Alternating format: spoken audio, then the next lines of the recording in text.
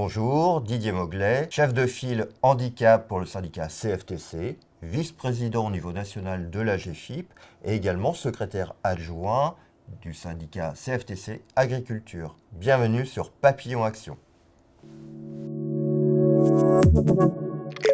Le handicap aujourd'hui, c'est encore quelque chose de très stéréotypé, de façon marginale. On a le sentiment d'être toujours sur quelque chose qui intéresse tout le monde, mais à la fois qui fait peur. Moi, je dis toujours, le handicap, c'est comme Arte. C'est-à-dire que tout le monde dit, ok, on regarde Arte, mais qui regarde Arte? C'est quasiment la chaîne la moins regardée en France. Aujourd'hui, ce qui me motive, c'est de se dire, sur le handicap, on y va franchement, on y va avec nos mots, avec nos tripes, avec nos ambitions, pour permettre, encore une fois, de créer du concret qui puisse changer leur vie, aller sur des vraies thématiques de terrain. L'agriculture et le handicap, aujourd'hui, pour moi, c'est impératif à plus d'un titre. On est face à plusieurs crises au milieu agriculture sur l'emploi dans les années à venir. Il y a un certain nombre d'exploitations qui vont péricliter. Derrière, il y a un problème de main-d'œuvre. Et à côté, dans le handicap, on a les mêmes problématiques. C'est-à-dire comment on fait aujourd'hui pour permettre à des personnes en situation de handicap de trouver un emploi, de se maintenir en emploi, d'avoir des rêves comme tout à chacun, des projets comme tout à chacun. Et aujourd'hui, l'agriculture et le handicap, lorsqu'on relie les deux, on est sur de la complémentarité. Donc il faut avoir une connaissance fine des exploitations, de leur métier, de leurs difficultés, pour effectivement permettre aux personnes de se rencontrer, d'évoluer ensemble et trouver des solutions sur l'emploi ensemble. Alors j'ai un mot que par définition, je n'emploie jamais, c'est le mot « on ne va pas y arriver ». C'est une phrase en fait. Peu importe les discours, il y aura toujours des gens qui vont vous expliquer que c'est pas possible, qu'il n'y a pas les financements, qu'il n'y a pas le temps, que la loi si, et ainsi de suite. Sauf que si effectivement on est convaincu que on est sur quelque chose qui est important, peu importe alors les discours, on reste crédible, on fait les choses sérieusement, professionnellement, on permet aux personnes de se rencontrer, de discuter, d'avancer ensemble. Les personnes qui ont des solutions doivent pouvoir être en capacité de les exposer, de les faire grandir, d'essaimer autour d'elles. Moi, je crois beaucoup à la force du cercle vertueux qui se répand, ainsi de suite, et qui donne envie de se dire, oui, effectivement, ce qui semblait complètement irréalisable ou trop compliqué, en fait, à plusieurs, on y arrive et on fait bouger les lignes. Si je devais changer un mot, ce serait le mot quota. Déjà. Pour moi, on n'est pas sur un quota. On parle d'être humain. On parle, encore une fois, de compétences. Moi, je suis chef d'entreprise. Peu m'importe d'avoir tant de femmes, tant de personnes de couleur, tant de personnes en situation de handicap ou autre. Moi, ce que je veux, c'est que mon entreprise, elle fonctionne pour pouvoir dégager des marges, des bénéfices et permettre à des personnes de pouvoir vivre de leur travail. Il faut dépasser cette notion de quota pour se dire aujourd'hui je mets tout le monde au même niveau et je regarde comment cette personne-là, elle va effectivement s'intégrer dans un collectif pour que mon entreprise aille le mieux possible tout en permettant effectivement à la personne en situation de handicap d'évoluer. Moi quand je parle de handicap, quand je suis chef d'entreprise, je me dis cette personne doit pouvoir évoluer.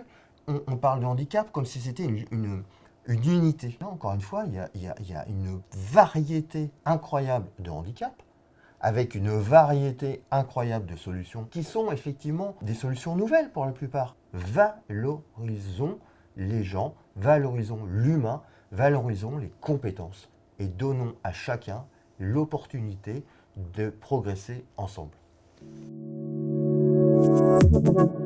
La pierre angulaire qui m'habite, franchement, par rapport à mes actions, par rapport à ma volonté, par rapport à mon envie effectivement d'aller sur des terrains où d'autres n'iront pas forcément, c'est le sens.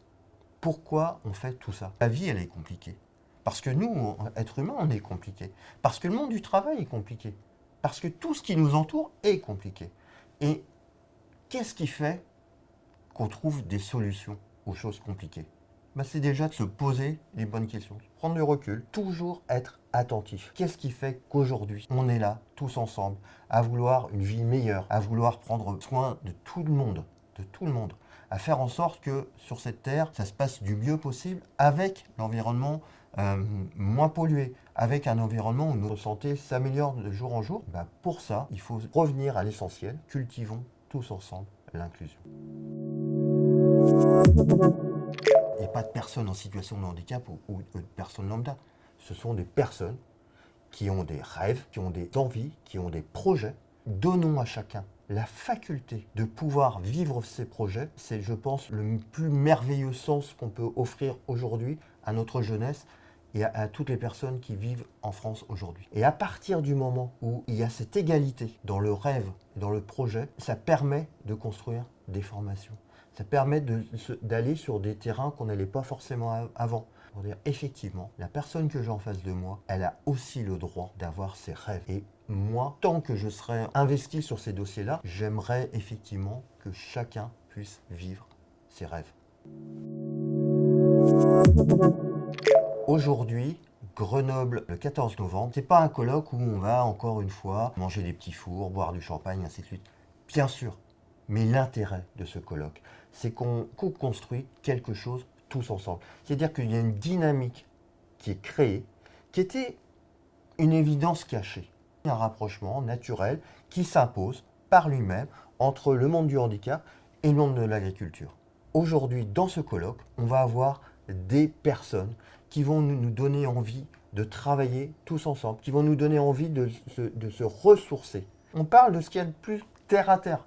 On parle de l'alimentation, on parle de l'environnement, on parle du monde agricole et on parle des êtres humains. Et que ce colloque a juste la volonté de rassembler vraiment toutes ces bonnes énergies ensemble et de montrer que c'est possible et qu'on va y arriver tous ensemble. Donc moi je vous invite vraiment toutes et tous à venir nous rejoindre à la salle d'honneur de la mairie de l'hôtel de ville de Grenoble le 14 novembre.